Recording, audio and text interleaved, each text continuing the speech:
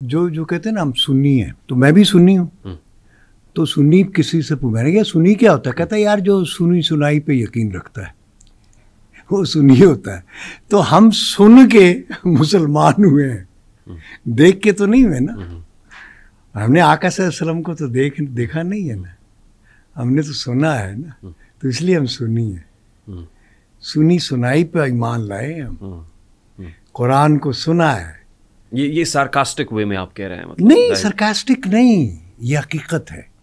سنی یہ سنت سے ہے. میں اس لیے کلیریفائی کر رہا ہوں، this isn't mean to hurt anyone's act کہ وہ یہ کہے کہ آپ کو پتہ ہے نا ہمارے ہاں تو ریلیجن ویسے ایک نو گو ڈومین ہے، تو میں اس لیے کلیئر کر رہا ہوں. میں سنی شیعہ کی بحث نہیں کر رہا. ہاں جی، میں ایک لفظ کی رعایت لے رہا ہوں. I understand. سنی تو سنی سننے سے ہے نا. ٹھیک. تو ہم نے سن کے ہم ایمان لائے ہیں. دیکھ کے دیکھا تو ہم نے ہے نہیں. 1450 سال 1500 سال پہلے آقا صلی اللہ علیہ وسلم تشریف لائے نا، تو ہم نے دیکھا تو نہیں ان کو، ہم نے تو سنا ہے. قرآن تو جن لوگوں کے سامنے اترا ہے اور جن پہ اترا ہے وہ صحیح بتا سکتے ہیں نا.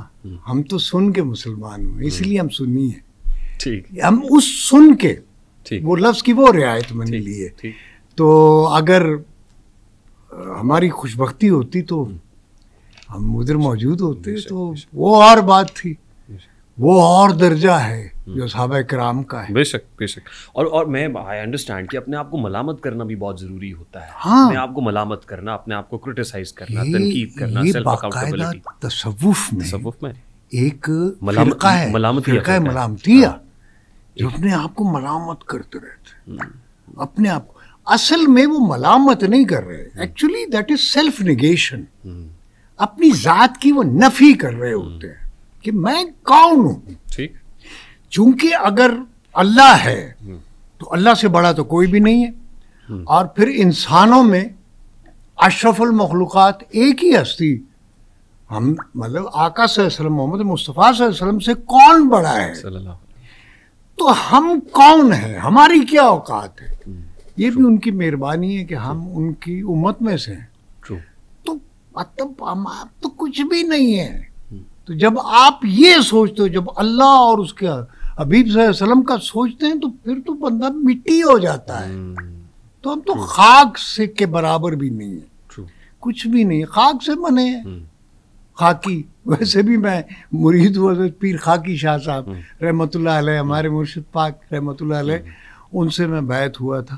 تو دیکھو مرشد بھی اللہ نے خاکی شاہ دیا، خاکی شاہ. ٹھیک. تو اس لیے ہم تو مٹی ہے. اچھا دیکھیں فضل صاحب، تصوف ظاہر ہے ہی پاکیزگی کا نام ہے، اور خاک ہے. پاک صرف اللہ کی ذات ہے اور اس کے حبیب ہے. ٹھیک. تزکیہ نفس. اچھا آپ نے جو بات کی، میں کنیکٹ کرنا چاہتا ہوں جو شروعات جہاں سے آپ نے کی، کہ جہاں قدر نہ ہو نا، جہاں ویلیو نہ ہو، وہ پھر وہاں پر ملنا بھی مناسب نہیں ہے. وہ کہتے ہیں یار فریدہ دل اتھے دئیے جتھے اگلا قدر بھی جانے. لیکن فضا صاحب پھر دل اگر یہی دیکھ کے دیا کہ اگلا قدر جان رہا ہے یا نہیں جان رہا، تو کیا دل دیا؟ ہاں ویسے یہ بھی ایک بات ضروری نہیں ہے. دل کوئی پوچھ کے دیا جاتا ہے؟ نہیں، وہ تو آپ کا دل آ جاتا ہے نا. وہ کسی بھی چیز پہ بھی آ سکتا ہے. اگلا قدر کر رہا ہے نہیں کر رہا، نہ کرو. وہ آپ ایکسپیکٹ کیوں کر رہے ہو نا؟ ایکسپیکٹیشن تو ہے ہی نہیں.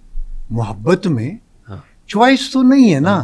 نہ آپ کو چوائس دی گئی ہے کہ آپ کسی کو پسند کریں، نہ جو پسند کرنے جس کو آپ کر رہے ہیں اس پہ یہ لازم ہے کہ وہ آپ کی طرف توجہ کرے. ضروری نہیں ہے وہ توجہ ہونا، ضروری نہیں ہے توجہ، ضروری نہیں ہے. صرف یہ ہے کہ آپ کو یہ پتہ ہونا چاہیے کہ آپ کس کو چاہ رہے ہیں. وہ آپ کو چاہے نہ چاہے، ہمیں کیا اس پہ، چونکہ ہمارا اختیار نہیں ہے.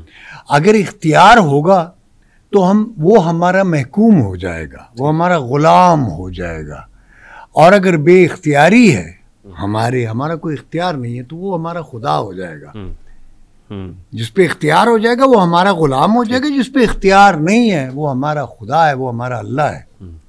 وہ ان اللہ کل علی شیء قدیر، وہ ہے نا خالق اور مالک. تو وہ ہے، ہم تو بندے ہیں، ہم تو ہماری کیا اوقات ہے. تو اگر جن پہ ہمارا اختیار ہے تو پھر ہم نعوذ باللہ من ذالک مجازی خدا کس کو کہتے ہیں؟ خامند کو کہتے ہیں نا. تو بیوی کہ ہم خدا ہے لیکن مجازی ہیں. وہ بھی اگر بیوی مانے نہ مانے تو وہ بھی جوتی ہے, اسی بھی ہم کھاتے رہتے ہیں. مطلب ہماری کیا اوقات ہے.